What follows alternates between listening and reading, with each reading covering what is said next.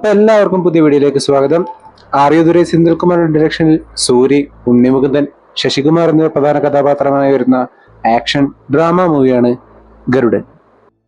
കൊമ്പ എന്ന ഗ്രാമത്തിലെ ഉറ്റ സുഹൃത്തുക്കളായ കരുണ, ആദി എന്നിവർക്കിടയിൽ വരുന്ന അവരുടെ വിശ്വസ്തനായ ചൊക്കനും അതിനുശേഷം അവരുടെ നാട്ടിലും ജീവിതത്തിൽ നടക്കുന്ന പ്രശ്നങ്ങളുമെല്ലാം ഇവരുടെയും ജീവിതം എങ്ങനെ മാറ്റിമറിക്കുന്നു എന്നതാണ് സിനിമയുടെ ബേസിക് സ്റ്റോറി ലൈനായിട്ട് വരുന്നത്.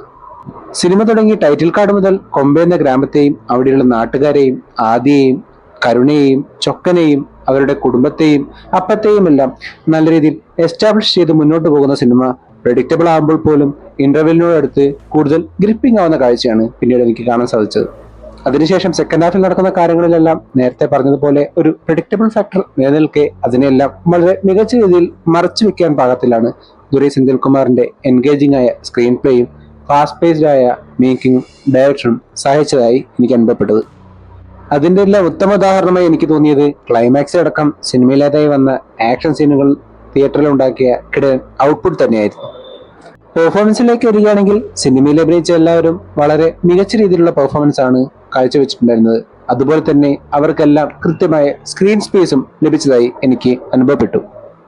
ഉണ്ണിമുകുന്ദൻ തന്നെ ഇതേവരെ കണ്ടില്ലാത്ത പേഴ്സോണയിലും മാനറിസത്തിലും കരുണയായി തിളങ്ങിയപ്പോൾ കരുണയുടെ ഉറ്റ സുഹൃത്തും സർവോപരി നിർണായക കഥാപാത്രവുമായ ആദിയായി ശശികുമാറും തന്റെ റോൾ മികച്ചതാക്കിയതായി എനിക്ക് അനുഭവപ്പെട്ടു. എന്നാൽ ഇവരോടൊപ്പമോ ചിലയിടങ്ങളിൽ ഇവരെക്കാൾ മുകളിലോ സെക്കൻഡ് ഹാഫിൽ സിനിമയെ താങ്ങി നിർത്തിയത് ചൊക്കനായി വന്ന സൂര്യയുടെ പെർഫോമൻസ് ആയിരുന്നു. അതിപ്പോ ആക്ഷൻ ആയാലും റൊമാൻസ് ആയാലും ഇമോഷണൽ സീൻസ് ആയാലും ചൊക്കൻ എന്ന കഥാപാത്രം അദ്ദേഹത്തിന്റെ കയ്യിൽ ഭദ്രമായി നിന്നായി തന്നെ എനിക്ക് തോന്നി. ഇവർ 3 പേരും കഴിഞ്ഞാൽ സിനിമയിലെ മേജർ റോൾ ചെയ്തിരിക്കുന്നത് ആദിയുടെ ഭാര്യ കാത്യാനി എന്ന കഥാപാത്രം ചെയ്ത ശിവതയായിരുന്നു. ഒരേ സമയം ലവബിളും ഇമോഷണലി വൾണറബിളും അതേപോലെ തന്നെ മെച്ചൂർഡുമായ ഈ കഥാപാത്രം വളരെയധികം തന്മയത്വത്തോടെ തന്നെ അവർ പെർഫോം ചെയ്തതായി എനിക്ക് അനുഭവപ്പെട്ടു. ഇവർക്ക് പുറമെ വടിവുക്കരസി, റോഷ്നി ഹരിപ്രിയൻ, സമുദ്രക്കനി, രേവതി ശർമ്മ എന്നിവരും തങ്ങൾക്ക് കിട്ടിയ വേഷം വളരെ ഭംഗിയായി തന്നെ ചെയ്തതായി എനിക്ക് തോന്നി. ടെക്നിക്കൽ സൈഡിലേക്ക് വരികയാണെങ്കിൽ ആർത്തർ വിൽസന്റെ സിനിമാറ്റോഗ്രാഫിയും പ്രദീപ് രാഘവന്റെ എഡിറ്റിംഗുമെല്ലാം സിനിമയെ മികച്ചതാക്കിയപ്പോൾ പെർഫോമൻസ് കഴിഞ്ഞാൽ ഗരുഡന്റെ നട്ടല്ലെന്ന് വിശേഷിപ്പിക്കാൻ സാധിക്കുന്ന തരത്തിൽ അത്രയ്ക്ക് മനോഹരമാക്കിയിട്ടായിരുന്നു യുവൻ ശങ്കർ രാജ ഈ സിനിമയ്ക്ക് വേണ്ടി സോങ്സും BGMഉം ഒരുക്കി വെച്ചിട്ടുണ്ടായിരുന്നത്.